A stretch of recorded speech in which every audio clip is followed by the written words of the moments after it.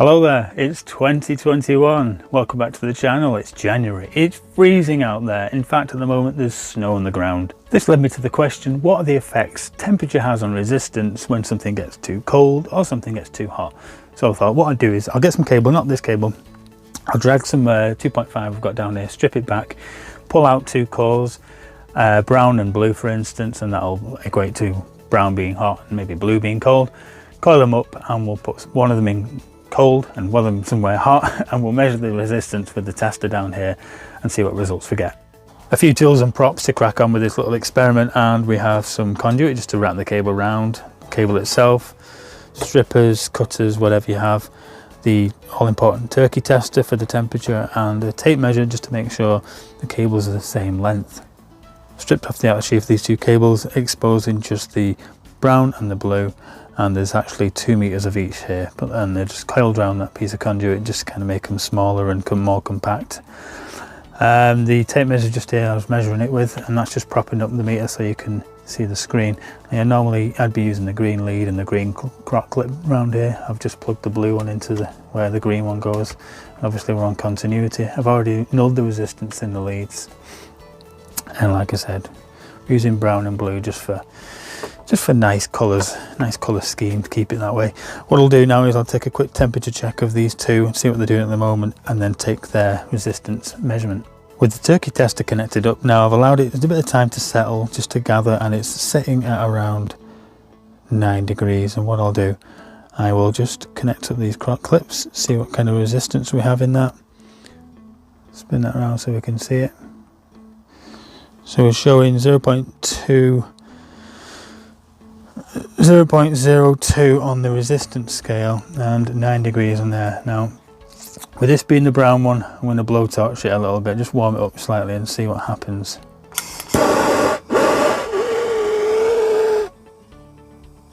Not going to cook it, not going to fry it.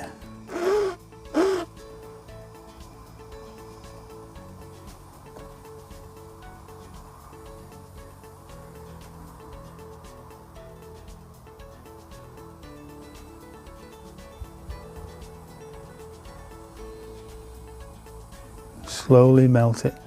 Not melt the cable, but heat the cable. This cable is good for about 70 degrees C. At the moment it's sitting at 9 degrees. You can see it's beginning to start flicker and fire and melt a little bit. That's because I'm just getting a bit too close with the flame, to be honest. Some of these quick fires, these torches, you know, for soldering and stuff like that, some of these come with a little knob at the back where you can adjust. You know, like here you can adjust it so you can get the right kind of flame, but I'm afraid the kind of soldering I do only requires me to have a kind of quick flame on, and that'll do. As you can see, the temperature is slightly rising at 9.6 degrees Celsius, and the resistance is also going up as well. Now, ignore the flames and the burning stuff. That's just me going a little bit too close. I don't really care if I burn the desk or anything like that. That doesn't really matter too much. So I'm just trying to fan the flame so that it's kind of across all the rings there. As you see all those little circles that we've created. There we go, melt the desk on it. It's quite tricky to stabilize with my finger just on the throttle, should I say, on the little red button there. I'm just fanning it across to try and give it a bit of a more general, so that the heat's not in one actual area. Some fumes coming off now. Hope the smoke alarm doesn't go off. What smoke alarm? Yeah, we've got a smoke alarm in here. So you can see the temperature rising. We've got 12 degrees now, and with the temperature going up, you can also see on the Q-Tech, I think it just went 0.05. So you can see there that physically, that with the increase in temperature, there is a increase in resistance as well. And this is just over a 2 meter length of cable, 1 mil in CSA. So what I'll do, I'll just come back here a little bit and just try and give it a little bit more heat just to hurry it up.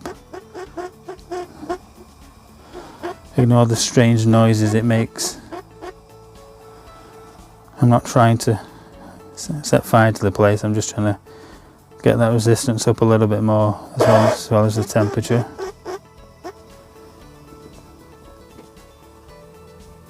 Now you can see as the temperature is rising, the resistance is going up as well now. It's got 0.06. I think that's enough before the fire brigade turn up. Right, I'll tidy all this away and we'll try with the blue coil. 2 hours later. With the blue coil, I dropped it in a cup, filled it half with water, threw it in the freezer for 12 hours, and just to top things off, as it is snowing outside, I even garnished it with a bit of garden snow. So what we'll do, first of all, we'll take a temperature measurement, what that is at the moment. This thing's reading 6 degrees, it's going to start rising with the temperature in my hand, I think, but shove that right in there. And if you can read that, it's now reading -8, -9, -10, -12. It's going right down. -13, 14, 15. While that's doing all its dropping in temperature, we'll give this a little click up on the resistance reading here. So under normal temperature settings, or should we say ambient temperature, we're getting 0.03.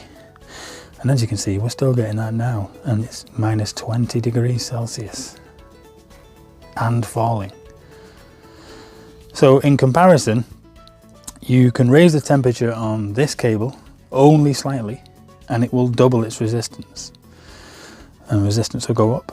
You can drop the temperature on this cable massively, nearly 22 degrees below, and that's nearly 30 degrees lower than the actual ambient temperature that it was at, and there's no actual difference to the resistance reading. So it goes to show you the effects temperature has on resistance in two exact cables at the same length, one being the extreme of cold and one being the extreme of hot. Obviously the turkey tester down there showed you the temperature of the thing, so what I'm going to do now is just open up to clear off some of this snow we've got in there. And you can see I clear it all out.